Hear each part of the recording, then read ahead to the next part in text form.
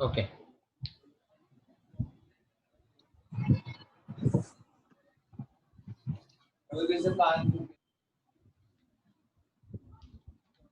Okay. First question. Bottles containing iodobenzene and benzyl iodide lost their original labels. So there were two bottles, let's say bottle 1 and bottle 2. The first compound is a haloarine, which is iodobenzene, and the second compound is benzyl iodide. You should always remember the difference. The first is a haloarine and the second is not a haloarine because iodine is not directly attached to the ring. In fact, it is first attached to the sp3 carbon. Okay, so this is particularly a benzylic compound and named as benzyl iodide. So दो bottles में इन compounds को रखा गया था and they lost their original labels. So they were labeled as A and B. अब A B कौन सा इसमें वो नहीं पता है, ठीक है, for testing. Then A and B was separately taken in test tubes and boiled with NaOH solution. So the compounds were taken in a test tube and boiled with the NaOH. The end solution in each tube was made acidic with dilute nitric acid and some AgNO3 solution added. Solution B gave a yellow precipitate. Which one of the following statements is true for the experiment? So first of all, we find the bottle A and B would have what compound? Okay. Now यहाँ पर जो चीजें दी है उससे relate करने का try करो. First क्या किया, NaOH के साथ बॉइल किया. Now when iodobenzene is boiled with NaOH, what reaction can you think of?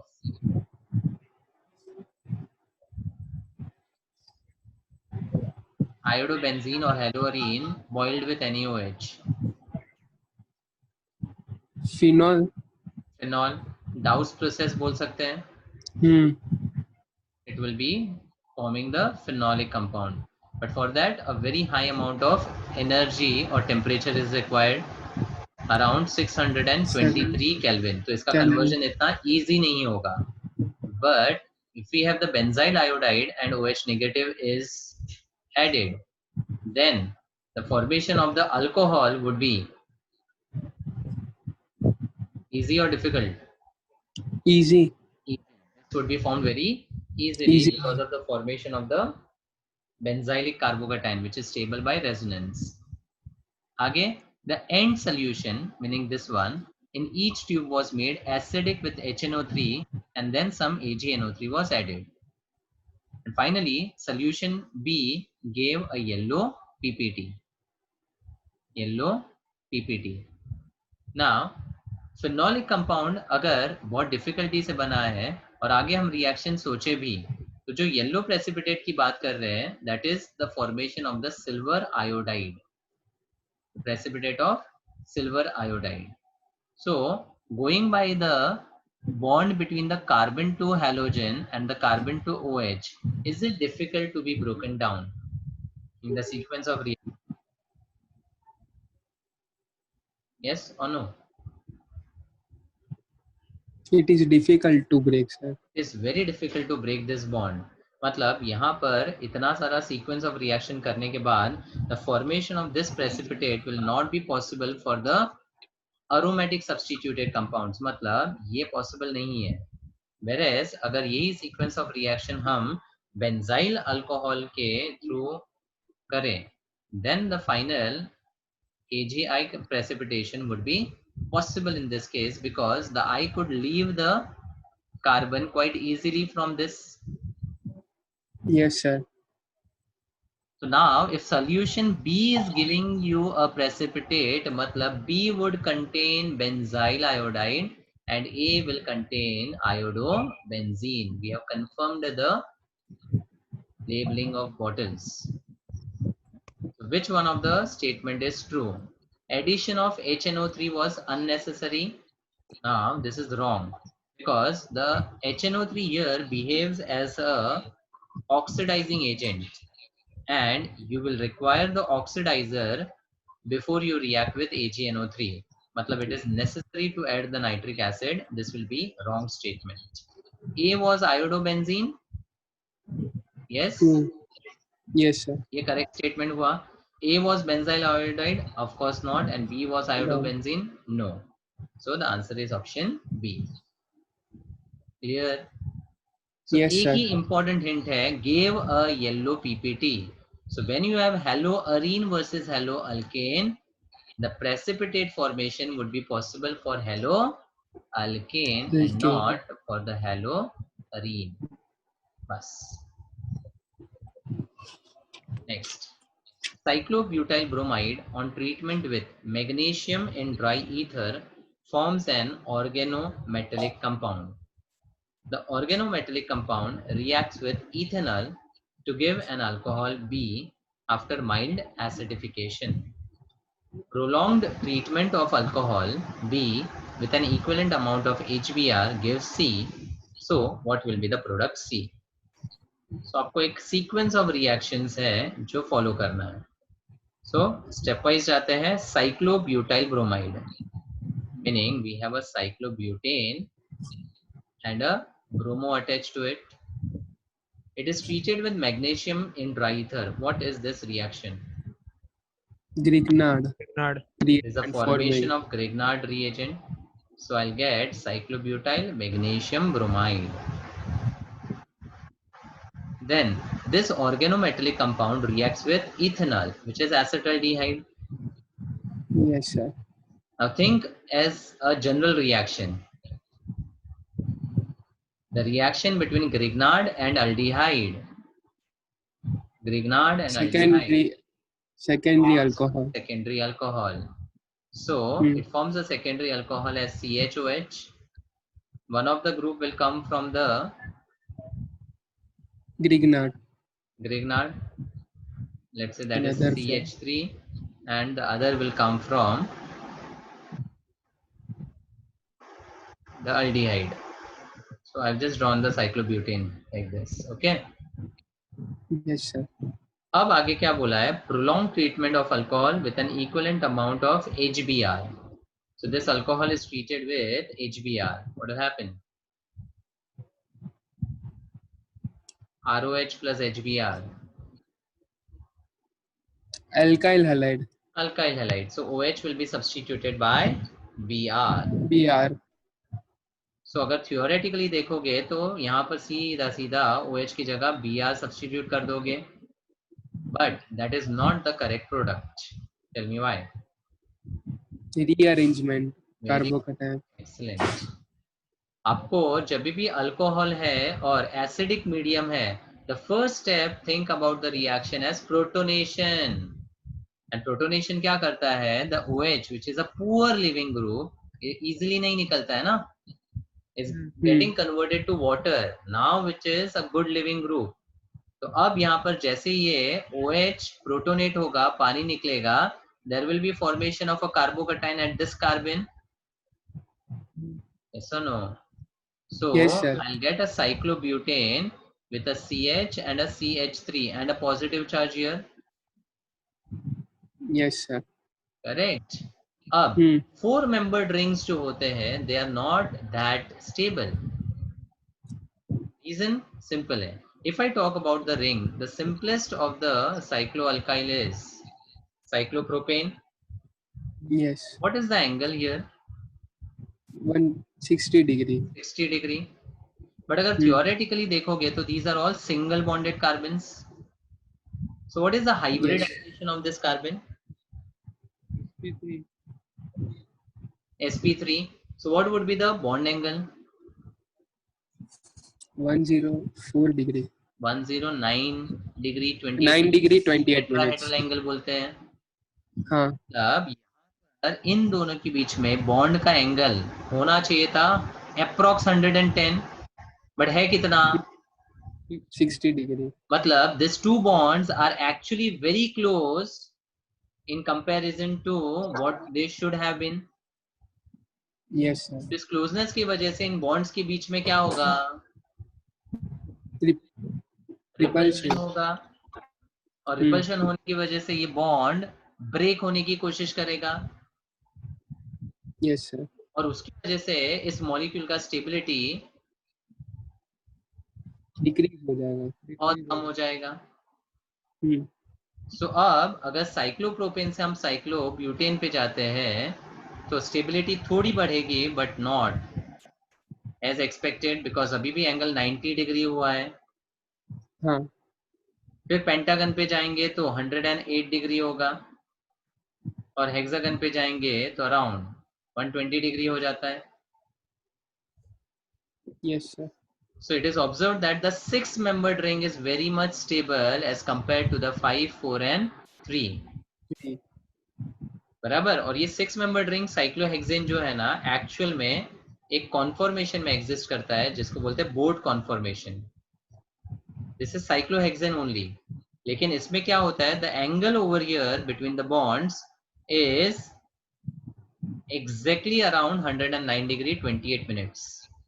मतलब ये अपने आप को इस अरेंजमेंट में कन्वर्ट कर देता है सच दैट जो एंगल है वो एक्चुअल टेट्राहेड्रल एंगल को अचीव कर लेता है. इसीलिए इसको बोलते हैं chair conformation. And this particular conformation of cyclohexane is very very very very very very stable. तो अब सुनो ध्यान से. If you have a 4-membered ring with a carbon and a positive charge outside the ring, then there will be a rearrangement possible which is called ring expansion. क्या बोलते हैं? Ring expansion. मतलब 4 will try to become 5. 5 होगा तो it will try to become 6, because it will try to achieve the 6-member ring का stability. ठीक है. अगर 5 ही कार्बन है तो वो 5-membered ring के हिसाब से एक्सपांड होगा. बराबर. तो अब रिंग एक्सपांशन में एक सिंपल सा कॉन्सेप्ट है, मैं बताता हूं. Let's number this carbons as 1, 2 and 3. There will always be 3 carbons involved in the expansion. One will be the carbocation carbon and the 2 carbons will be carbon adjacent to them. समझा? हाँ. चलो आपके लिए sequence में लिख लेता हूँ, कोई फर्क नहीं पड़ता है. ये 1, 2 और 3. मतलब this 3 carbons are the carbons which are getting involved. ठीक है. अब एक्सपांशन में क्या होता है, 1 and 2 का बॉन्ड टूटेगा और 1 और 3 के बीच में एक नया बॉन्ड बनेगा. So when I break the 1-2 bond and form a 1-3 bond, this cyclic ring has got converted to a 5-membered ring. 5-membered ring. Can I say that? Yes, sir. 1-2 तोड़ो, 1-3 जोड़ो, और जोड़ने के बाद आपको एक साइक्लोपेंटेन का रिंग बन जाएगा. नेक्स्ट 1-2 टूटा, उसमें से which carbon has satisfied the valency with the third one? First वाला. किसने सेटिस्फाई किया? फर्स्ट वाले ने. मतलब अब सेकेंड वाला कार्बन रिमेन्स डेफिशिएंट. तो 1-3 सेटिस्फाइड है, तो अब गरीबी कहाँ पे जाएगी? 2 पे. करेक्ट. तो यहाँ पे 2 किसी को भी बोल सकते हैं ना. साइक्लोपेंटेन में सारे कार्बन आइडेंटिकल है, तो मान लो ये 2 है, तो 2 के बाजू में जो 3 कार्बन है उस पे मिथाइल जो है वो आपका एक सब्स्टिट्यूएंट की तरह आएगा. So what has happened over here, the 4-membered ring has got expanded to a 5-membered ring and there is now a stable ring with a positive charge. समझा? Yes, sir. और अब ब्रोमो अटैक करेगा इस पे. तो carbocation बन चुका है, Br नेगेटिव अटैक करेगा and will get the product like this. Bromo यहाँ पे and मिथाइल यहाँ पे.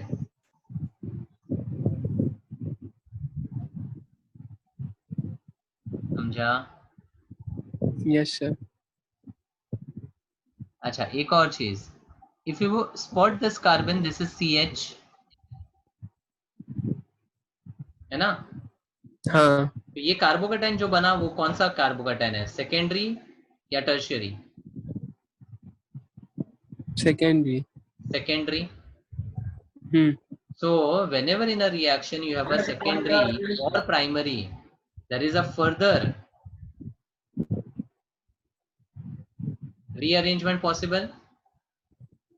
Yes, अब इस sir. केस में तो हम हाइड्राइड या मिथाइल शिफ्ट सोचेंगे ना, हाँ, तो कौन सा शिफ्ट पॉसिबल है?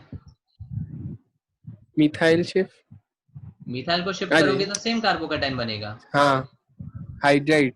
ये हाइड्राइड का शिफ्ट अगर मैं कर लूं तो this carbon will change to CH2, methyl यहाँ पर, अब पॉजिटिव चार्ज यहाँ पर, राइट? Yes, sir. ये बन गया tertiary. अब यहाँ पर ये टर्शियरी कार्बोकेटाइन है, this will be more favourable to attack and form the product like this. So this will also be formed, but this will be the Minor minor product. and this will be the major Major. product. एक बार इसको वापस go through करना, अच्छा question है ये. Ring expansion plus rearrangement via hydride shift दोनों include हुआ है. एंड इसको नेम करें तो this is on the first carbon, one पे मिथाइल है, वन पे ब्रोमो है. So 1 bromo, 1 methyl cyclopentane is your answer. That is option B. B. Clear है? Yes, sir. Next. In the question 26 to 29, we have only two questions here.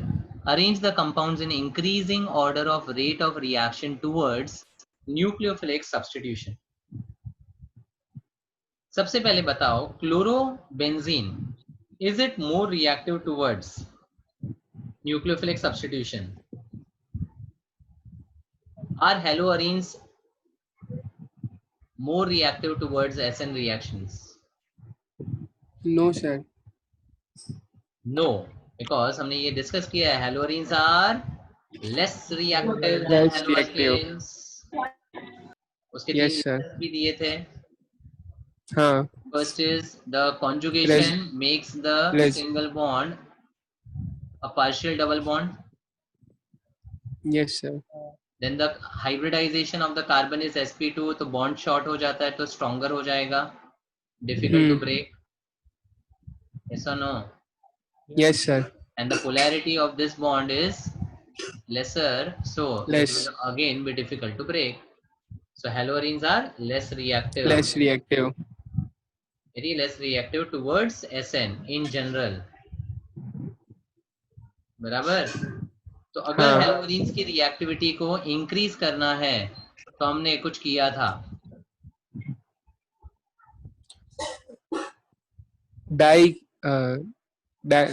डाइazonium chloride में convert किया था. हाँ, Benzene that was the diazonium chloride. synthesis of aromatic compounds.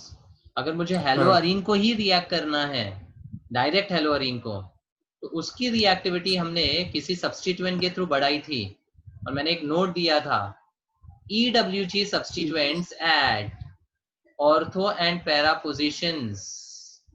याद आया? एक note करके दिया है हेलोअल्केन्स चैप्टर में. EWG substituent at ortho and para position increase the reactivity of haloarenes. याद नहीं आ रहा है क्या? आया सर.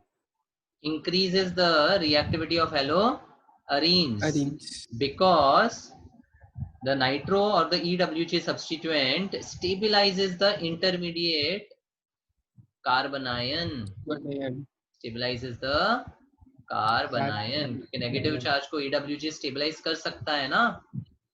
हाँ. और वो सबसे ज्यादा इफेक्टिव कहाँ पर है? Ortho and para. Because haloarene ortho para directing होता है, राइट? Yes sir. तो अगर मेरे पास क्लोरोबेंजीन है, फिर ऑर्थो नाइट्रोक्लोरोबेंजीन है और मेटा नाइट्रोक्लोरोबेंजीन है, सबसे ज्यादा रिएक्टिव एसएन रिएक्शन की तरफ कौन होगा? ऑर्थो वाला। Ortho wala nitro, because this is EWG and at the ortho the reactivity is increased, मतलब सबसे ज्यादा रिएक्टिव होगा।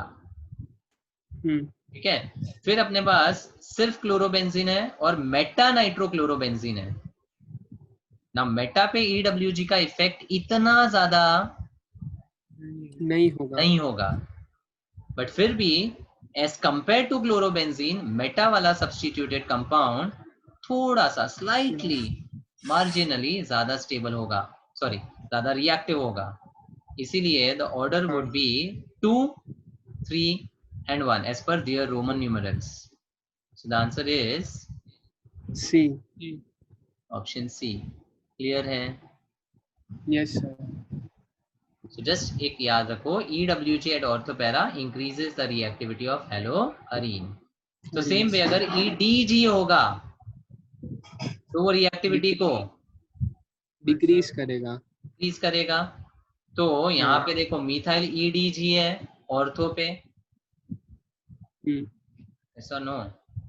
Yes sir. और ये मिथाइल ऑर्थो सॉरी मेटा पे EDG है। मेटा पे तो इन तीनों में सबसे ज्यादा रिएक्टिव कौन होगा? क्लोरोबेंजीन, सादा वाला क्लोरोबेंजीन। और सबसे कम रिएक्टिव कौन सा होगा? सेकंड वाला, सेकंड जो वाला। ऑर्थो पे है। मेटा इतना ज्यादा अफेक्ट नहीं करेगा तो ये सेकंड हो जाएगा और सबसे लास्ट में ये ऑर्थो आ जाएगा। मतलब the order would be 1, 3, 2. That is option D. Increasing order पूछा है। क्लियर है? समझा? हाँ सर। सर वो लास्ट क्वेश्चन में CH3 मेटा पे कैसे आता है? कैसे आता है मतलब क्लोरोबेंजीन OP डायरेक्टिंग है ना? नहीं, this is just a compound. ये रिएक्शन करके कंपाउंड नहीं मिला है। अभी अगर रिएक्शन करके चाहिए तो हम टोलुइन से शुरू करेंगे। लास्ट टाइम बताया था ना, डबल सब्स्टिट्यूशन। हाँ, तो पहले अल्काइलेशन करेंगे या क्लोरीनेशन? अगर पहले क्लोरीनेशन किया तो आपका मिथाइल जाएगा पैरा पे। नहीं, फिर ये कंपाउंड नहीं बनेगा, सॉरी डायरेक्ट नहीं बन सकता क्योंकि दोनों ही ओपी डायरेक्टिंग ग्रुप है। तो ये किसी और मेथड से बनाना पड़ेगा आपको, डायरेक्ट रिएक्शन से नहीं होगा। हाँ, एग्जिस्ट करता है ऐसा कंपाउंड? हाँ करेगा डेफिनेटली। सी कंपाउंड को हम कैसे भी बना सकते हैं। अच्छा, मतलब इसको बनाना पॉसिबल है। एक बार आप अल्डिहाइड कीटोन्स और एसिड्स खत्म कर लोगे उसके बाद ये सीक्वेंस भी ले लेंगे। Okay sir.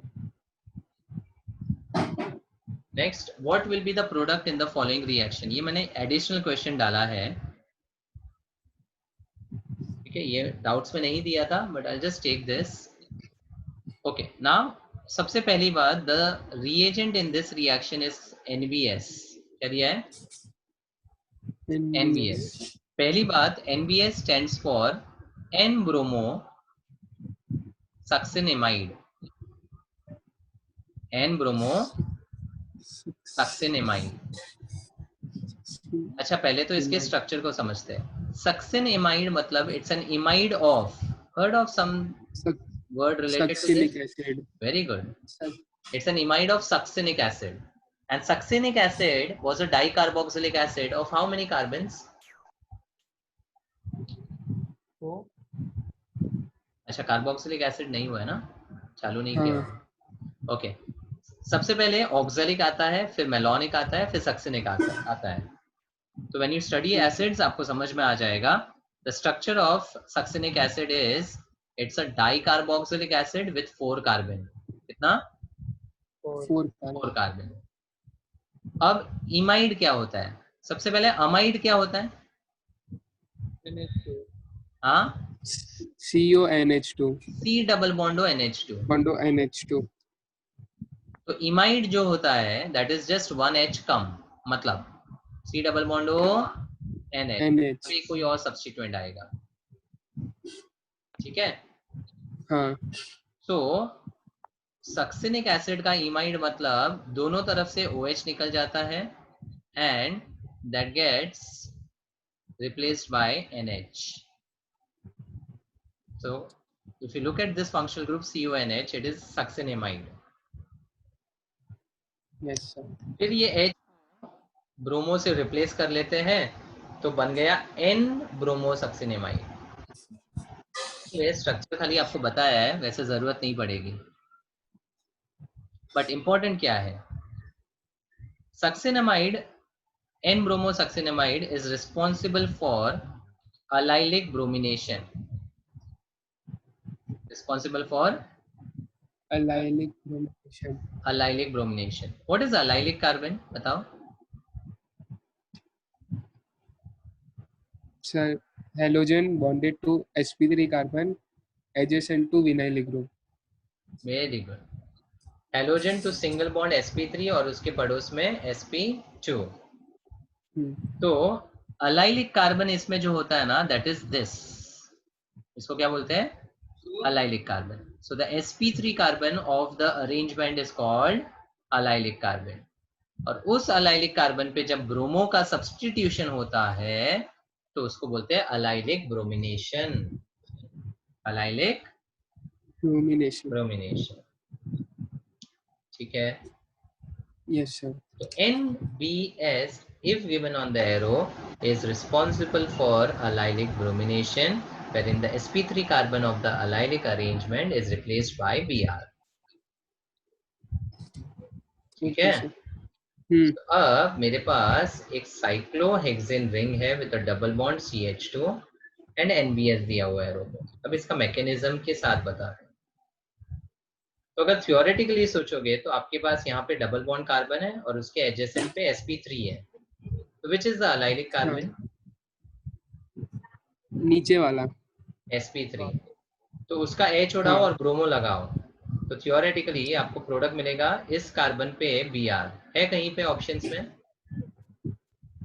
Do you have ऐसा कुछ प्रोडक्ट यहाँ पे Br लगने के बाद? है क्या? नहीं। मतलब यहाँ पे स्ट्रेट फॉरवर्ड NBS का रिएक्शन नहीं हो रहा है। तो NBS की दूसरी बात, NBS follows free radical mechanism. क्या फॉलो करता है? Free radical mechanism. तो यहाँ पर बॉन्ड का ब्रेकडाउन कैसे होगा, होमोलिसिस या हेट्रोलिसिस? होमोलिसिस। तो ये पाई इलेक्ट्रॉन्स जो है वो होमोलिटिकली टूटने पर एक इलेक्ट्रॉन यहाँ पर, एक इलेक्ट्रॉन यहाँ पर, ऐसा दे देता है। हाँ। फिर नेक्स्ट स्टेप में इसके एडजेसेंट के H का सिग्मा बॉन्ड टूटता है, जिसमें after the breakdown of this bond one electron is retain here and one goes away with H dot. ठीक है? ऐसा क्यों होता है, रीजन बताता हूँ। अब क्या होगा, ये दो इलेक्ट्रॉन जो है radicals, they will share the electrons. सुनो। And after sharing the electron, it will form a double bond inside the ring with a CH2 dot outside. Yes sir, समझा। First step, there is the pi electron का cleavage. तो एक electron यहाँ पर, एक electron यहाँ पर, ये पाई इलेक्ट्रॉन है ना, ये इसको मैंने होमोलिटिकली डिस्ट्रीब्यूट किया। फिर ये H डॉट निकलता है तो इसका एक इलेक्ट्रॉन इस कार्बन पे रह जाता है। So now these two carbons shares the electron to form a double bond, and now we have a radical carbon outside. So जो हमारे पास सबस्ट्रेट था ना, उसको बोलते हैं एक्सोसाइक्लिक अल्कीन। एक्सो मतलब क्या? बाहर। बाहर, समझता है? और अब क्या हो गया? एंडोसाइक्लिक अल्कीन बन गया। So endocyclic alkenes are more stable. So ये अपना एक स्टेबल इंटरमीडिएट बनाता है और अब आपका ब्रोमीन सब्स्टिट्यूट होगा, मतलब Br डॉट और ये डॉट आपस में शेयर कर लेगा and will get a cycloalkene with a CH2Br like this. And the answer is option C. C. Is this clear? Yes sir. अच्छा, NBS के अलावा आपको और भी कोई रिएजेंट्स दिया जाए तो उसमें भी ये सेम मैकेनिज्म करना है। जैसे if you are being given chlorine at 773 Kelvin, which is 500 degrees Celsius, तो हाई टेम्परेचर फेवर्स होमोलिसिस, ऐसा ना? Yes, sir.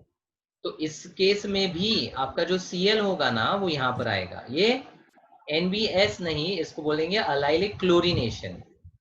ये ब्रोमिनेशन है तो ब्रोमो आया, Cl2 होगा तो क्लोरिनेशन आएगा।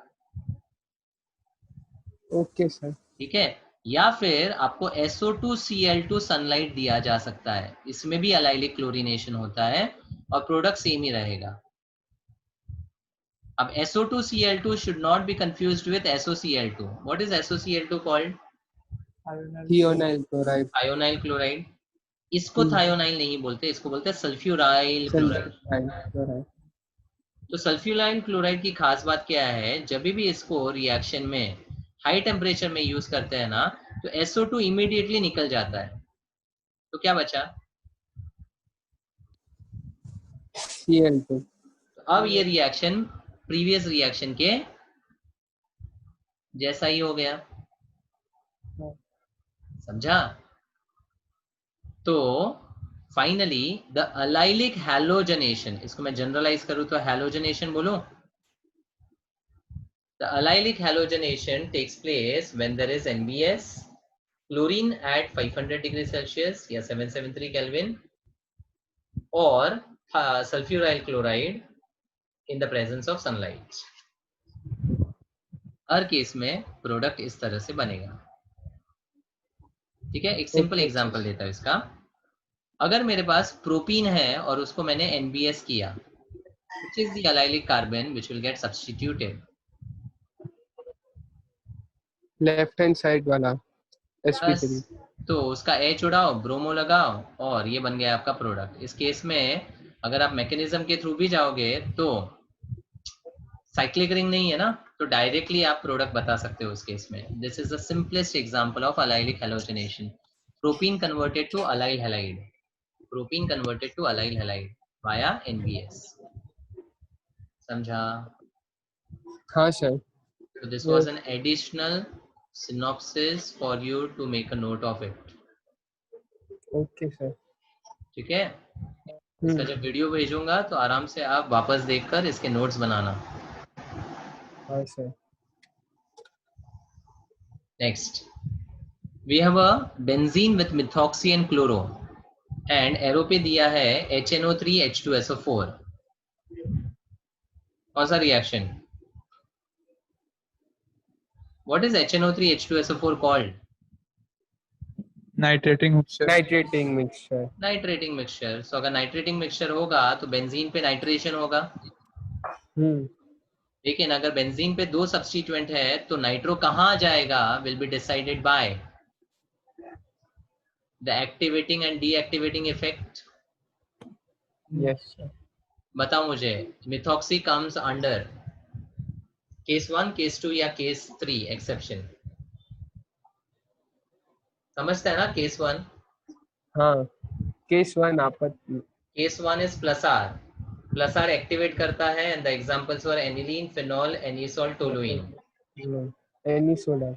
Case 2 is minus R, deactivating and meta directing. Examples were CNS Akai. CNS Akai. And case 3 was an exception. Halogen. Halogen, which deactivates the ring and makes it ortho-para directing. तो मेरे पास methoxy ring को activate कर रहा है और chloro ring को deactivate कर रहा है, तो नाइट्रो ग्रुप किसके वजह से सब्स्टिट्यूट होगा?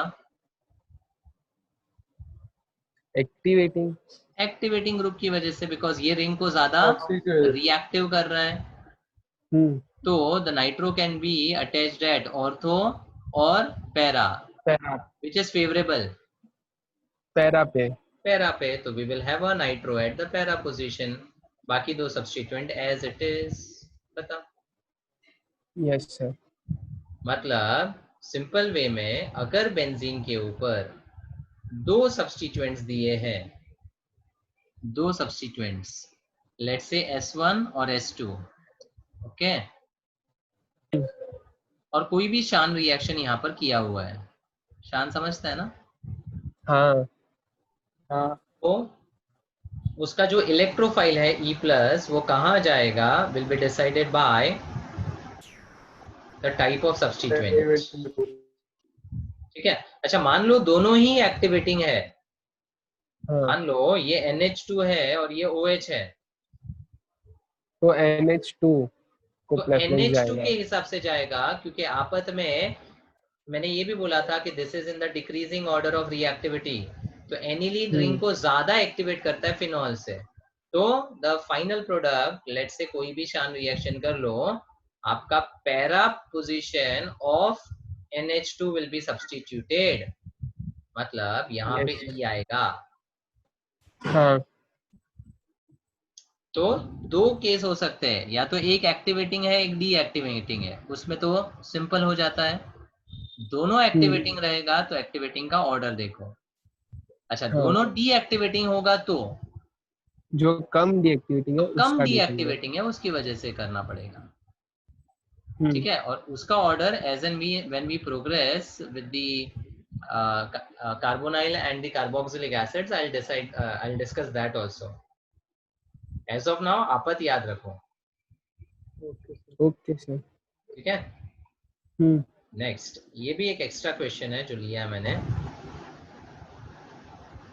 Identify the product of the following reaction. So ध्यान से सुनना, यहाँ पर you have a fluorobenzene with a carbon marked as asterisk to understand the position. ठीक है, और एरो पे दो रिएक्शंस किए गए हैं। फर्स्ट इज फिनाइल लिथियम, क्या बोलते हैं, phenyl lithium. Phenyl lithium. This is an organometallic compound similar to Grignard. Grignard. Organometallic का मतलब क्या? जिसमें ऑर्गेनिक कंपाउंड मेटल से जॉइंट यानी है, carbon bonded to metal. Metal. So do you हाँ। see a carbon bonded to lithium metal here directly? Yes sir. So even phenyl lithium is organometallic compound. कई बार ऐसे भी क्वेश्चन आता है, which of the following are organometallic? तो खाली Grignard नहीं होगा, फिनाइल हाँ। लिथियम भी होगा, या कोई भी कंपाउंड जिसमें कार्बन मेटल का बॉन्ड डायरेक्ट है, वो सारे ऑर्गेनोमेटेलिक कहलाते हैं। ठीक है। हाँ। अब इस ऑर्गेनोमेटेलिक कंपाउंड में the phenyl lithium will break down as pH negative and Li plus। ठीक है। हम्म। अब pH negative जो है ना, that is a very very very very strong base, very very strong base। जैसे सोडामाइड होता है ना, NaNH2, NH2। हाँ। तो ये भी बहुत ही स्ट्रॉन्ग बेस है। वैसे ही pH नेगेटिव जो है बहुत ही स्ट्रॉन्ग बेस है। हम अच्छा, क्यों स्ट्रॉन्ग बेस है उसका भी रीजन, कोई भी बेस स्ट्रॉन्ग है या वीक है वो उसके कॉन्जुगेट एसिड से पता चलता है। एसिड से पता चलेगा। तो pH नेगेटिव का कॉन्जुगेट एसिड क्या होगा? PHH मतलब बेंजीन ना। हम्म। और जो हाइड्रोकार्बन होते हैं वो तो बहुत ही वीक एसिड्स होते हैं, वेरी वेरी वीक एसिड्स। तो किसी भी हाइड्रोकार्बन का जब हम बेस। कॉन्जुगेट बेस बोलते हैं वो कार्बन आयन होता है हमेशा। हाँ। And those carbon ions are very strong very base. Strong bases. इसीलिए हम ग्रिग्नार्ड में भी जब मैंने डिस्कस किया था तो आर निगेटिव की बात की थी मैंने, हाँ। है ना। ग्रिग्नार्ड कैसे टूटेगा, R negative MgX R plus. NH2। तो ये भी एक यस। बहुत स्ट्रॉन्ग बेस एक्ट इसका करेगा। काम करता है। इसलिए ग्रिग्नार्ड अगर H प्लस के कांटेक्ट में आता है, तो अल्केन बना देता इमीडिएटली है। Forms an alkane. अल्केन। फंडा यही है। Hmm. Clear. Yes sir. pH negative या कोई भी अल्काइल माइनस आता है ना, तो याद रखना those are very strong bases. तो अगर स्ट्रॉन्ग बेस है, वेरी वेरी स्ट्रॉन्ग बेस है, तो it will have affinity for whom, किससे प्यार करेगा बेस? H। तो अब क्या होता है, इसके एडजेसेंट का जो H है ना वो निकल जाता है, एडजेसेंट का H। ठीक है, very strong base will immediately take away the H plus. ये दो डबल बॉन्ड तो ऐसे ही रहेगा। अब जैसे ही H प्लस निकला तो this two electrons will go away with H, these sir electrons will H migrate। हाँ H प्लस निकलेगा ना, तो हाँ, तो ये दोनों दो इलेक्ट्रॉन्स। हाँ sorry sorry, H will give the electrons on the carbon, which in turn will shift the pi electrons on this carbon, and that in turn will kick out the F negative as a leaving group. Yes sir. तो यहाँ पर H ने electron अंदर दिए और F electron लेकर गया। हाँ समझ में आया? हाँ हाँ। फाइनली यहाँ पर ये जो इलेक्ट्रॉन पेयर है that will be appearing between these two carbons। ये जो डबल बॉन्ड है आपका यहाँ पर 1 and 2, इनके बीच में ये इलेक्ट्रॉन पेयर अपीयर हो जाएगा, बिकॉज ये तो अपना इलेक्ट्रॉन पेयर लेकर जा रहा है ना। हाँ समझ में आया?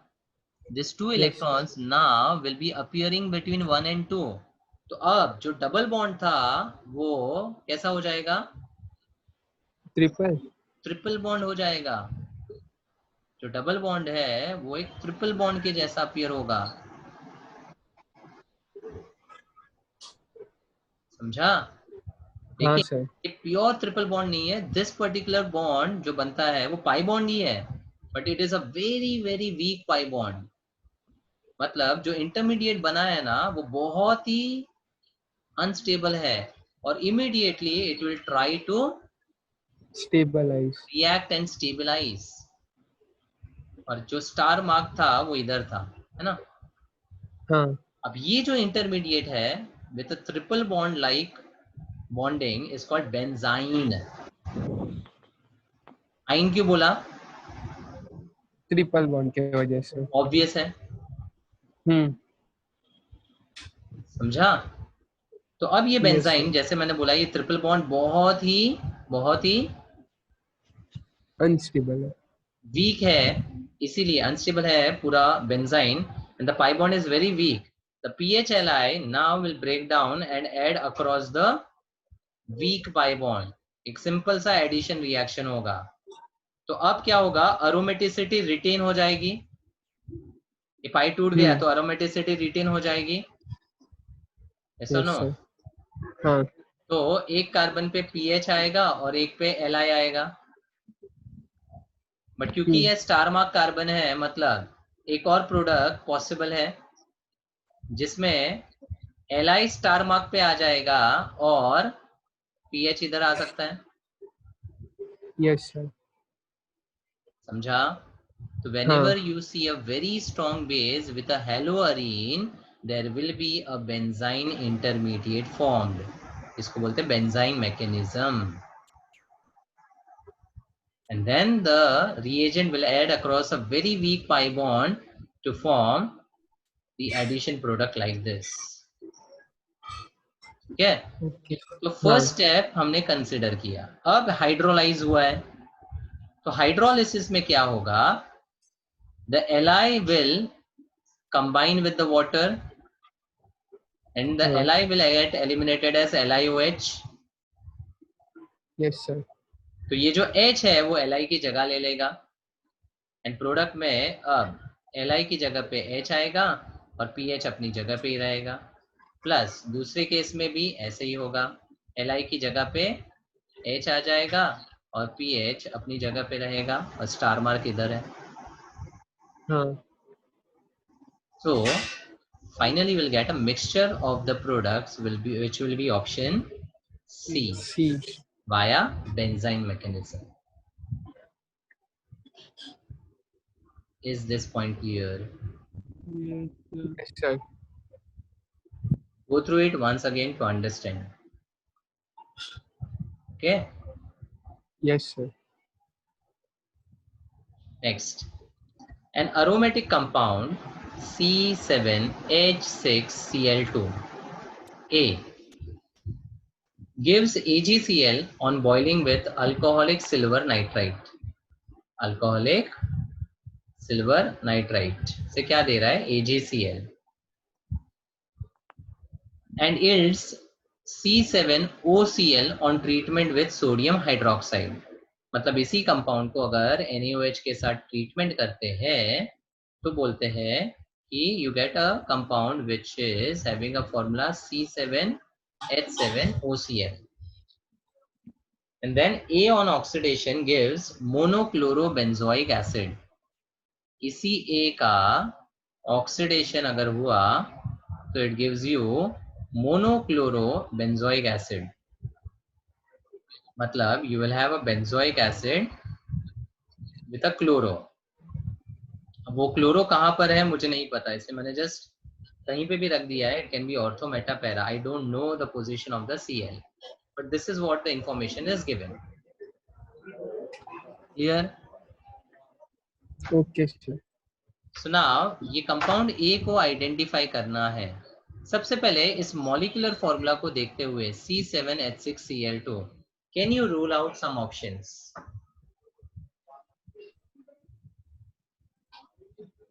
Can you rule out some B1. options? B.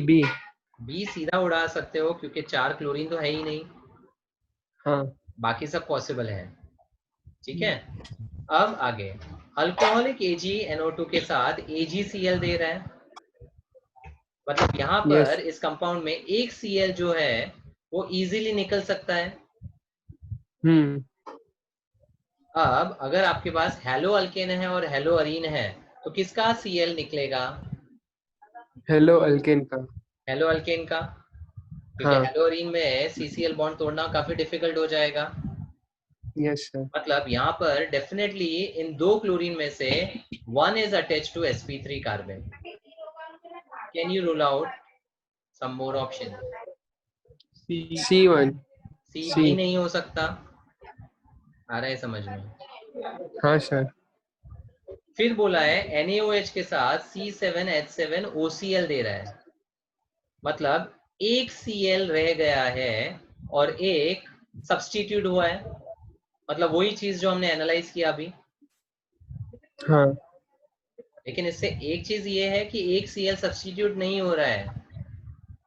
मतलब A और D में से A ही आंसर होगा, क्योंकि ये वाला Cl तो सब्स्टिट्यूट नहीं हो सकता ना, बट ये Cl सब्स्टिट्यूट हो जाएगा.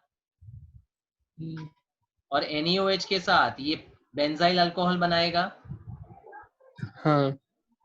और इसका ऑक्सीडेशन करने पर this primary alcohol will change to benzoic acid. You know ना? यस सर, समझा. तो मोनोक्लोरोबेंजोइक एसिड जो दिया है वो भी कंफर्म हो गया. हाँ. The answer is a. अच्छा, अगर डी को आप सोचते हैं तो दोनों Cl सब्स्टिट्यूट हो जाते हैं. और अगर दोनों Cl सब्स्टिट्यूट हो जाते तो क्या बनता? एल्डिहाइड बनता. जेमिनल डायोल बनता है जिसमें से पानी निकल बेंजल्डिहाइड बन जाता है. एटार्ड के बाद वाला reaction. Yes sir. Side chain chlorination followed by hydrolysis. तो एसिड देगा ही नहीं ना. हाँ, पॉसिबल ही नहीं है. जा, तो मैंने रूल आउट भी हाँ. किया और कंफर्म भी किया कि किस तरह से आपको आंसर फाइंड करना है. समझा? यस. हाँ. कोई डाउट किसी को? नहीं sir. Next, 1-chlorobutane on reaction with alcoholic potash gives.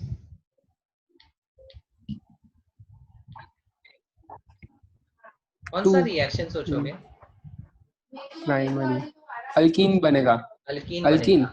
मतलब कौन सा रिएक्शन सोचा? कौन सा रिएक्शन सोचा? Beta elimination. Beta elimination. अब बीटा एलिमिनेशन में भी E1 होगा या E2 होगा?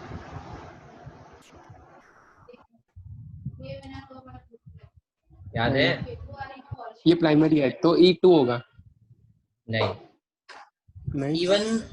E1 में टर्शरी के लिए कंसिडर करते, बट E1 मैकेनिज्म जो है ना, that is decided by the type of the product form, not the type of substrate. अच्छा सर. क्यों? Because alcoholic KOH is a very strong base, ना? Yes sir.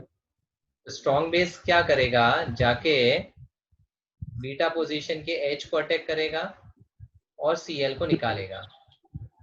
हाँ. तो E1 और E2 में कॉन्सेप्ट क्या था?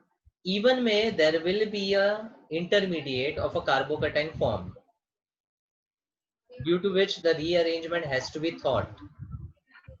Yes sir. जैसे अगर मेरे पास इस 1-क्लोरोब्यूटेन की जगह ब्यूटेन 1-ऑल होता और मैंने यहाँ पे H+ और हीट दिया, कौन सा reaction?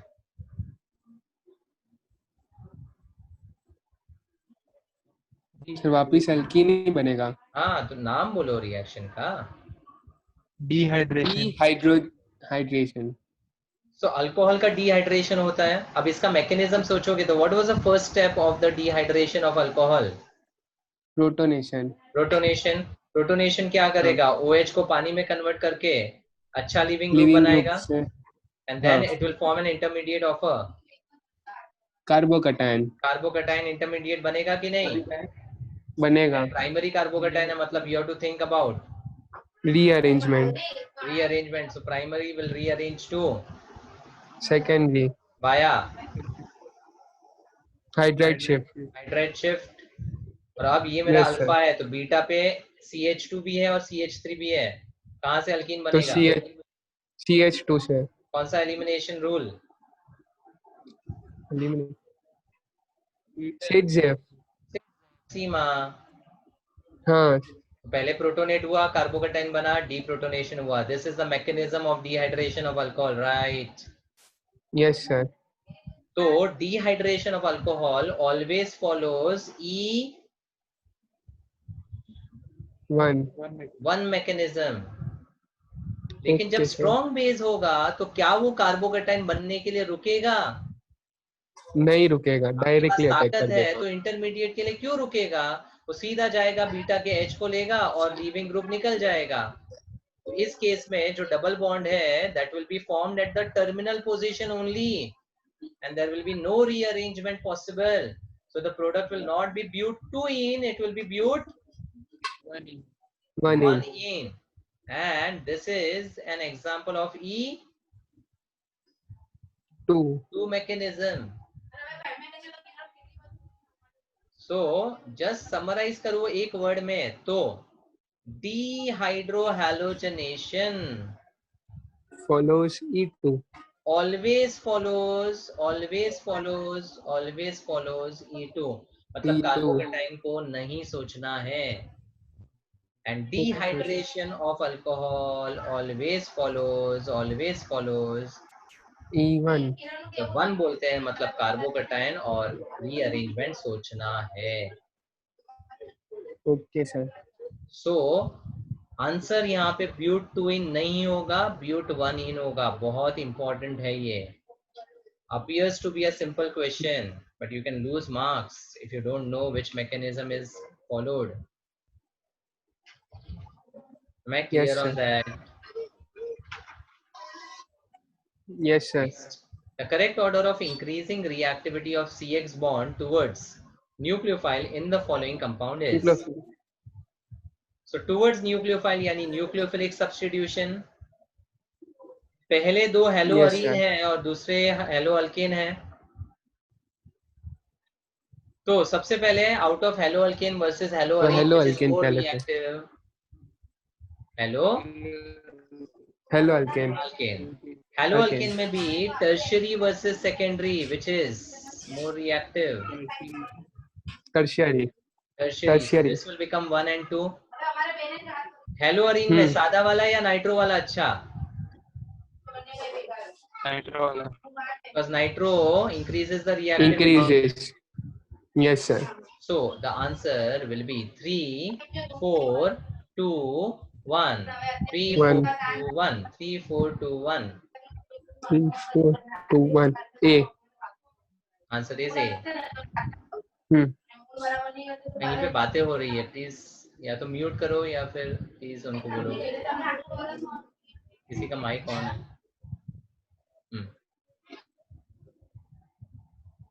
Next, which of the following structure is enantiomeric with the molecule 1 given below? enantiomeric मतलब अगर ये कॉन्फ़िगरेशन R है तो इसका enantiomer, ये कॉन्फ़िगरेशन R आया, assuming R आया, तो इसका enantiomer should be, अरे R का enantiomer, R समझता है ना R? हाँ सर, एस रेक्टस, और S मतलब सिनिस्टर, और ये दोनों एक दूसरे के enantiomers या ऑप्टिकल आइसोमर्स है. अच्छा, यस सर. अब आपको अगर वेज डायग्राम में दिया है, how do you convert this to Fischer? Angle on left तो सॉलिड वेज ऑन लेफ्ट. हाँ, angle on the left, solid wedge on the left. तो सॉलिड वेज यहाँ बी आर, उसके सामने डैश आएगा, लेफ्ट. ऊपर एच आएगा, नीचे इथाइल आएगा. अब फिशर में आने के बाद the things are simple, because priority will be highest for bromine, second to ethyl, third to methyl and fourth to hydrogen. अब घुमाओ 1 2 3, तो कैसा घूम रहा है? Anti clockwise. और अगर फोर्थ प्रायोरिटी वर्टिकल लाइन पे है तो जो आंसर आया वही रखना है कि उल्टा करना है? हाँ, उल्टा करना है. नहीं, हॉरिजॉन्टल पे है तो उल्टा करो, वरना वर्टिकल पे हो तो गोल्डन रूल वो का वही रखने का. तो ये एस है, तो इसका इनेंशियमर आर होना चाहिए. अब चारों ऑप्शन में सबको फिशर में कन्वर्ट करो, जो आर आता है वो आपका answer. Let's check the first one. So again उसका भी एंगल ऑन द लेफ्ट ही है, तो solid wedge on the left, B R इधर, इथाइल इधर, ऊपर एच, नीचे मिथाइल. समझ में आ रहा है? प्रायोरिटी 1 2 3 और 4. अब घुमाओ 1 2 3 कैसे घूम रहा है? क्लॉकवाइज. और वर्टिकल लाइन पे ही है, तो आंसर आर है तो आर ही आएगा. तो हमें चाहिए था आर ही, तो आंसर ए ही है. और बाकी तीनों को अगर वेरीफाई भी करो तो वो ऐसे ही आने वाले हैं. चेक कर लेना, भरोसा ना हो तो. Clear? Yes sir. Simple technique है सॉल्व करने का. हाँ. Next, an alkyl halide with molecular formula C6H13Br, C6H13Br on dehydrohalogenation यानी अल्कोहलिक KOH E1, बोल सकता हूँ ना अभी? Yes sir. gives two isomeric alkenes X and Y with molecular formula C6H12, जो 6 कार्बन के अल्कीन का फॉर्मूला है. अब ऑन रिडक्टिव ओजोनोलिसिस, रिडक्टिव समझते हैं ना?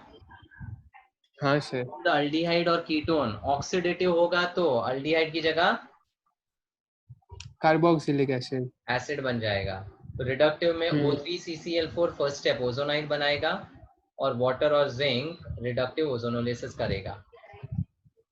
Yes sir. और इससे 4 प्रोडक्ट्स दिए हैं, 2 X के आएंगे और 2 Y के आएंगे, राइट? डबल बॉन्ड तोड़ो, ऑक्सीजन जोड़ो, और उसको लिखने का एक तरीका हमेशा फॉलो करना, डबल बॉन्ड हो नीचे रखने का. कहाँ रखने का? नीचे. तो CH डबल बॉन्ड हो CH3 plus CH3 CH2 CH double bond हो प्रोपियोनल्डिहाइड, और एक है CH3 ट्वाइस मतलब CH3 और CH डबल बॉन्ड हो. समझा? तो मैंने सारे कार्बोनाइल को एक फॉर्मेट में लिखा है जहाँ डबल बॉन्ड हो नीचे रखा है. ठीक है? हाँ. 6 कार्बन का अल्कीन है, मतलब जो 2 प्रोडक्ट्स मिल रहे हैं उसका कंबाइंड कार्बन 6 होना चाहिए. Yes sir. कंबाइंड कार्बन 6 होना चाहिए. पहले मैं कार्बन लिख लेता हूँ. ये 3 है, नहीं 3 ही है बराबर. ये भी 3 है सर. 2. सॉरी 8 बजे गए क्या? हाँ, ये 2 कार्बन है, ये 3 है और ये 4 है. So can you tell me the possible combination of the products which would have been obtained from X and Y? Sir 4 और 2 और 3 और 3. Of course, कोई रॉकेट साइंस है ही नहीं इसमें. 6 कार्बन का अल्कीन है, ओजोनोलाइज किया तो 4 प्रोडक्ट्स बना. तो the combination has to be 3-3 वाला एंड 2-4 वाला.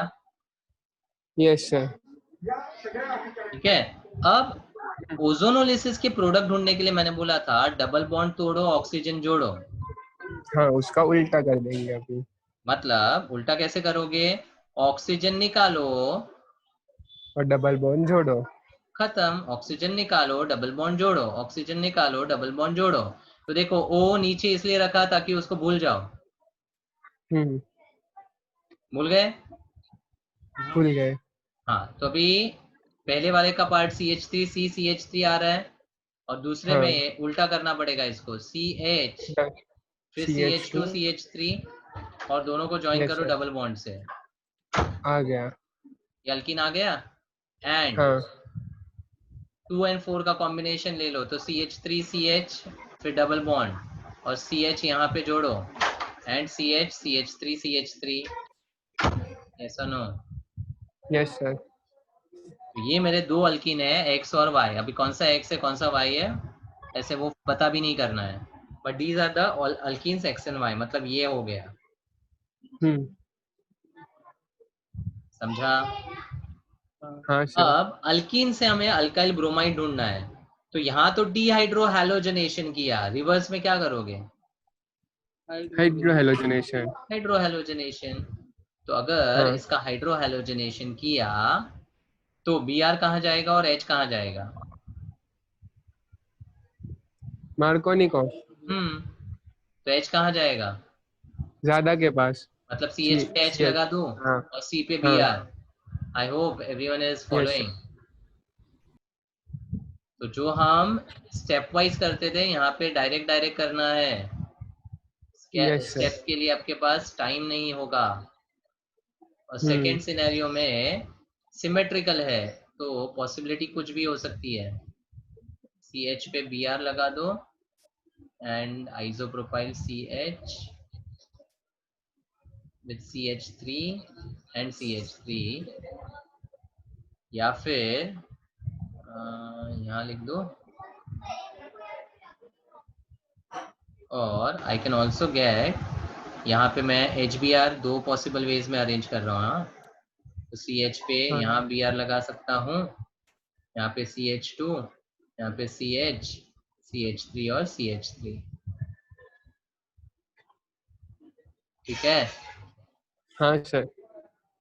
अब tell me the IUPAC name of this and then we can verify from the options. 1 2 5. Sir tertiary है. हाँ, नाम बोलो नाम. Sir 2 bromo 2 methyl 2 bromo 2 methyl pentane. 2 bromo 2 methyl pentane है क्या ऑप्शन में? नहीं है. छोड़ दो. फिर यहाँ से नंबरिंग राइट से होगा. इसका नाम बोलो. IUPAC आता है ना सबको? हाँ sir. 3 bromo 2 methyl 3 pentane. Bromo 2 methyl pentane दिखा? हाँ. अरे दिख बॉम्बे गया. बी. वाओ. मतलब B. और अगर इसको Yes, sir. करोगे तो this is 1 2 3 4 5. 5. 2 bromo 4 methyl pentane. Pentane. 2 bromo 4 methyl pentane. इससे कंफ्यूज नहीं हो जाना. ऑप्शन ए में पोजीशन का गड़बड़ किया हुआ है ना? समझा गया? हाँ सर. तो एक ही आंसर वैलिड है, दैट इज ऑप्शन बी. मस्त क्वेश्चन था ये. सॉलिड था सर. क्लियर है? हाँ sir. You should solve these questions again, pausing the video when I send the recording. Okay sir. Next, C8H8Cl2 एक डाइहैलाइड है,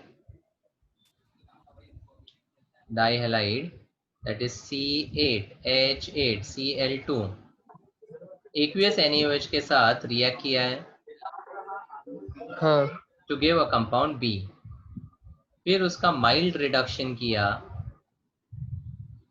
to form a compound C. Mild मतलब partial reduction. Partial reduction, yes.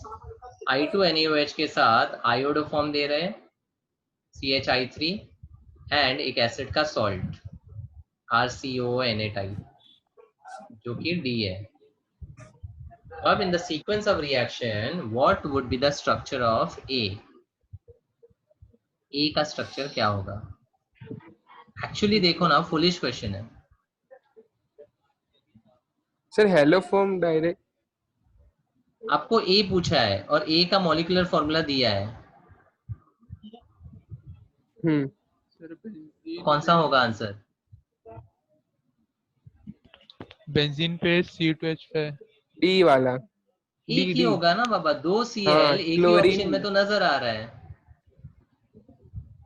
देखा, question हाँ sir. Difficult था, but options में अगर directly देखो तो कुछ करना ही नहीं है। ऑब्जर्वेशन। हाँ, फिर भी I just discuss this sequence because अच्छा सीक्वेंस है। तो आपका कंपाउंड जो है that is a benzene with CCl and a CH3। NaOH के साथ क्या होगा? अल्कोहल बनेगा। जेमिनल डायोल बनेगा, हाँ लेकिन यस जेमिनल सर। डायोल पानी निकाल के फाइनली क्या बनाएगा? एल्डिहाइड बना देगा। कीटोन बनाएगा। नॉन टर्मिनल है, हाँ sir. Terminal okay aldehyde okay sir. बताता है, नॉन टर्मिनल कीटोन बनाता है। डायरेक्टली 2 Cl उड़ाओ, ऑक्सीजन लगाओ, शॉर्टकट था इसका। हाँ हाँ सर याद आया। 2 Cl उड़ाओ, ऑक्सीजन लाओ लगाओ। ऑक्सीजन लगाओ। हाँ सर। फिर mild reduction, ketone on reduction gives. Secondary alcohol. Very good, very good. तो यहाँ पे सेकेंडरी अल्कोहल बन जाएगा। फिर I2NaOH मतलब आयोडोफॉर्म रिएक्शन का रिएजेंट हाँ है ना? रिएजेंट पढ़ा है ना आयोडोफॉर्म टेस्ट? हाँ सर। हाँ CHI3 इस मिथाइल वाले कार्बन से बनता है, और जो हाँ एसिड हाँ सॉल्ट बनेगा ना वो फिनाइल वाले के साथ बनेगा, which will be sodium benzoate. तो आपको डी पूछ लिया तो भी आपके पास आंसर रेडी है, सोडियम बेंजोएट। Yes sir. और उसके यस बीच सर में ये पूछा तो एसिटोफिनोन है। Hmm clear? Yes yes sir sir clear. Next 36.4 of 1122 tetrachloropropane, 1122 tetrachloropropane, 1122 tetrachloropropane satisfy, ये हो गया स्ट्रक्चर है ना। इसका 36.4 ग्राम हीट किया जिंक डस्ट के साथ, तो रिएक्शन याद आता है, जिंक डस्ट टेट्राहेलोअल्केन। Zn क्या करेगा? दोनों Cl को आजू बाजू से Cl को। उड़ाएगा हाँ और ये वाले को भी उड़ाएगा। तो फर्स्ट स्टेप में डबल आएगा, सेकंड स्टेप में सर इंक्लाइंड है। ट्रिपल आएगा। Triple. This is called halogenation of tetrahaloalkanes which prepares alkyne. Alkyne, propyne बना दिया। ठीक है, आगे बोला कि द हाँ प्रोडक्ट वाज, ये प्रोडक्ट है ना propyne, was bubbled through ammoniacal silver nitrate. Tollens test. Very good, very very good. Ammoniacal AgNO3 Tollens reagent है। तो टोलेंस रिएजेंट यहाँ पर क्या करेगा? एसिडिक H को सिल्वर से डिस्प्लेस करेगा, तो हमें मिलेगा H3C triple bond C negative Ag plus, और ये प्रेसिपिटेट बना। इसका वेट क्या है वो पूछा है, x ग्राम। क्या करेंगे?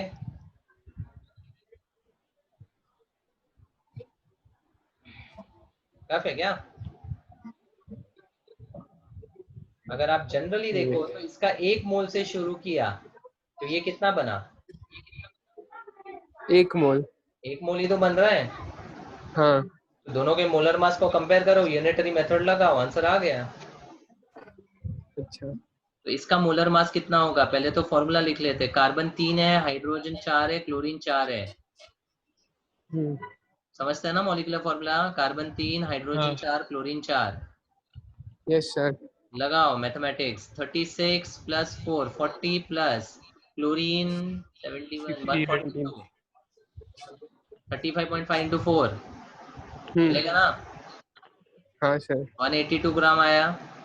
और इसका मॉलिक्यूलर हाँ फॉर्मूला कार्बन 3, हाइड्रोजन 3, सिल्वर 1। लगाओ एडिशन। 36 प्लस 3 प्लस 8 ही होता है कितना? 108। याद रहना चाहिए। Okay sir. 39 plus 108 147. Correct me if I'm wrong. So 182 gram of the tetrahaloalkane gives you the precipitate of 147 gram. तो 36.4 ग्राम कितना? x So cross multiply 36.4 into 147 upon 182. 182। Yes sir.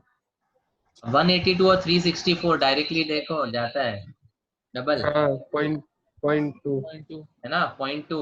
हाँ तो ये 30 ग्राम्स के आसपास आ जाएगा, which is accurately हाँ 28.4 ग्राम obviously. Yes sir. So the answer is option B. Unitary method.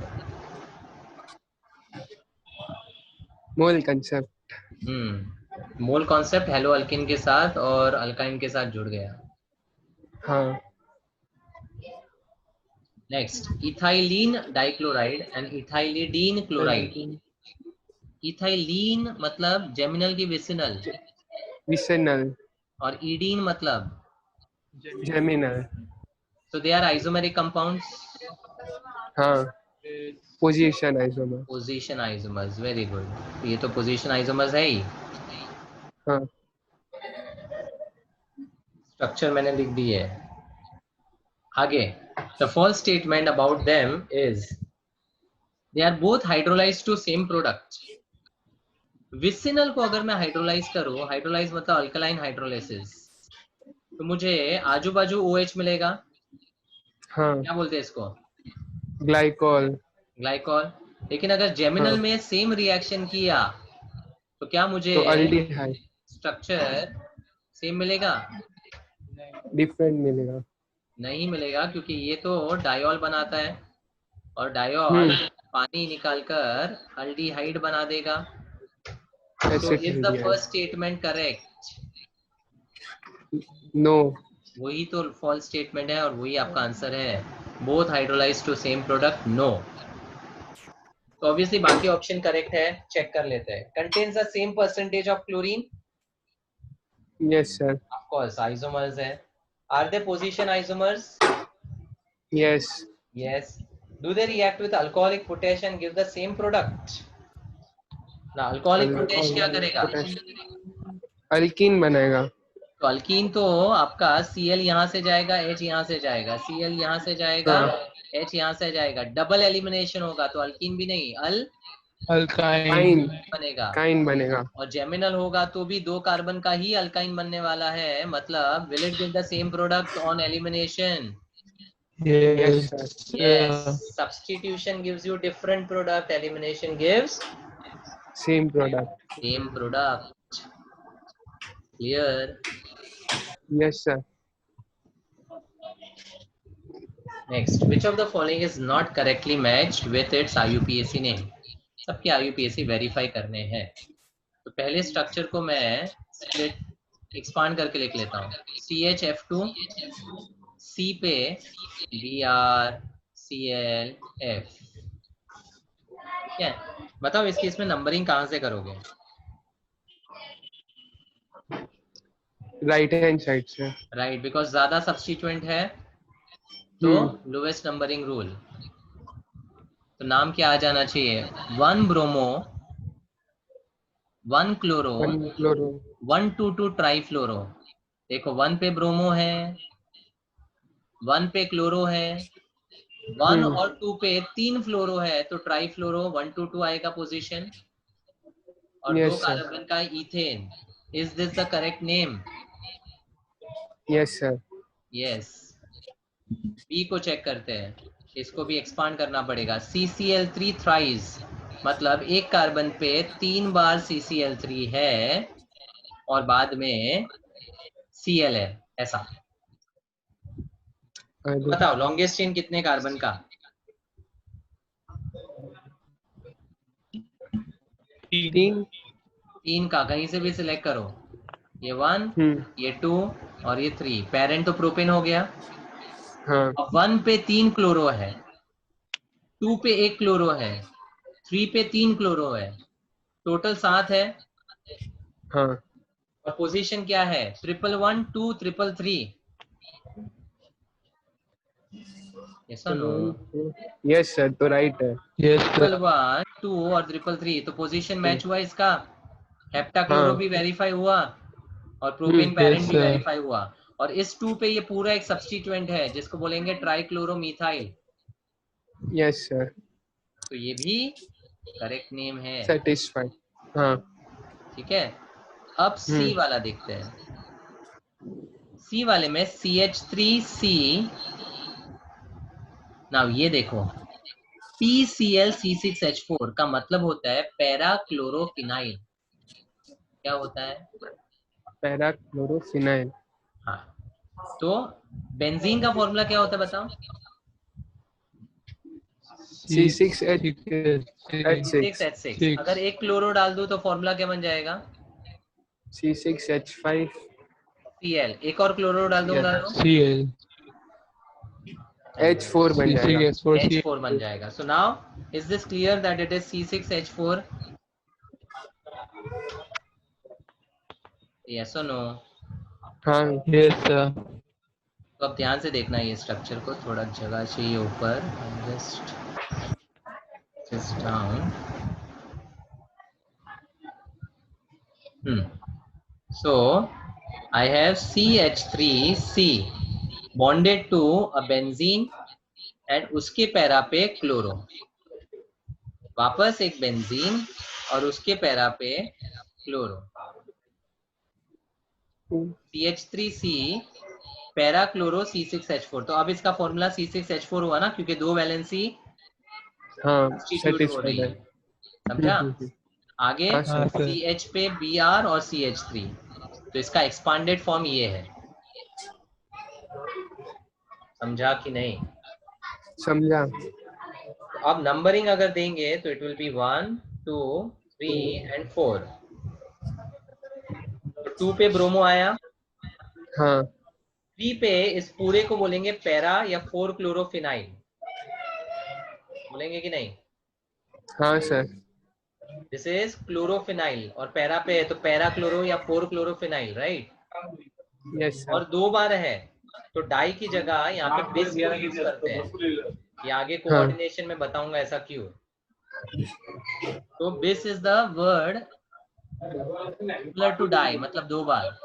तो 3,3 4 क्लोरोफिनाइल 2 बार है और पेरेंट 4 कार्बन का। Is the name correct? Yes, sir. Yes. मतलब यही इनकरेक्ट है और यही आपका आंसर है। क्यों इनकरेक्ट है चेक कर लेते फटाफट। तो ऑर्थो ब्रोमो C6H4 मतलब एक CH है और अब एक बेंजीन यहाँ पर लगा हुआ है और उसके ऑर्थो पे Br है, बाद में CH3 है और CH2 CH3 है। स्ट्रक्चर क्लियर है? Yes, sir. हाँ सर, चलो आप इसका नेम करने का ट्राई करो। लॉन्गेस्ट चेन कितने कार्बन का? 4 4। 4 नंबरिंग कार्बन, नीचे से या राइट से? नीचे से. नीचे से। तो 1, 2, 3 एंड 4। और इस पे ये पूरा ग्रुप का नाम क्या आएगा? Bromobenzene. नहीं, ब्रोमोबेंजीन और नहीं है, 2 ब्रोमोफिनाइल। ऑर्थो हम फिनाइल, कॉमन नेम में यूज करेंगे। Phenyl, phenyl, 2 ब्रोमोफिनाइल। हाँ. 2 पे 2 ब्रोमोफिनाइल, ये 2 इसका है, 2 है, इसको डैश मान लेते, 2 डैश ब्रोमोफिनाइल। कंफ्यूज ना हो इसलिए। और ब्यूटेन, समझा? तो ऐसा नाम दिख रहा है क्या? इन्होंने क्या बोला है, 2 bromo 1 methyl propyl benzene, which is obviously incorrect name. समझा? Yes, sir. Next, an alkyl chloride produces a single alkene on reaction with sodium ethoxide C2H5ONA and alcohol. अब C2H5ONA अल्कोहल का इक्विवेलेंट मतलब अल्कोहलिक KOH ही होता है, याद रहेगा। तो alcoholic KOH को मैंने स्प्लिट करके बताया था कि ये सोडियम या पोटेशियम इथॉक्साइड के बराबर ही है। हाँ, भी conjugate पे वाला। पोटेशियम इथॉक्साइड या सोडियम इथॉक्साइड अल्काइल हैलाइड में दे तो आपको क्या स्ट्राइक होना चाहिए, डीहाइड्रोहैलोजनेशन। क्या स्ट्राइक होना Yes, चाहिए, sir. Dehydro. Dehydrogenation. So beta elimination होगा and that beta हाँ, elimination will produce an alkene. Yeah, the alkene further undergoes hydrogenation यानी H2 addition to yield 2-methyl butane. So H3, H, H2 and H3. So identify the alkyl chloride from the following. Now इधर एक बहुत ही important चीज लिखी हुई है कि it produces a single alkene. single alkene. तो आप ऑप्शन ए में देखोगे तो ये अल्फा है और ये बीटा है, तो यहाँ से हाँ, Cl जाएगा, यहाँ से H जाएगा, कितना अल्कीन बनेगा? एक ही बनेगा। हाँ, ऑप्शन बी में ये अल्फा है ये बीटा है, यहाँ पर भी एक ही बनेगा। सी में ये अल्फा है ये बीटा है, यहाँ पर भी एक ही बनेगा। लेकिन अब देखोगे तो ऑप्शन ए और सी एक्चुअली डबल बार रिपीट हुआ है, हाँ, सेम। और ऑप्शन डी देखोगे तो ये अल्फा है ये बीटा है और ये भी तो बीटा है, तो यहाँ तो 2 अल्कीन बन जाएगा, तो ये ऑप्शन ऐसे भी रूल्ड आउट है। हाँ, तो 2 ही बचा। तो 2 ही बचा। अच्छा, और एक चीज, अल्कीन के हाइड्रोजनेशन होने पर आपको कैसा अल्कीन मिल रहा है, स्ट्रेट चेन या ब्रांच चेन? ब्रांच मतलब ये अल्काइल हैलाइड में भी ब्रांच होना चाहिए। तो बताओ ऑप्शन ए बी में से आंसर कौन सा? ए और सी, मतलब ए, मतलब आइदर वेज एक ही है, तो बी रूल आउट कर दिया ना। हाँ सर। समझा? ठीक है। हाँ, ठीक है, so that's all, wind up करते हैं अभी। और कुछ डाउट्स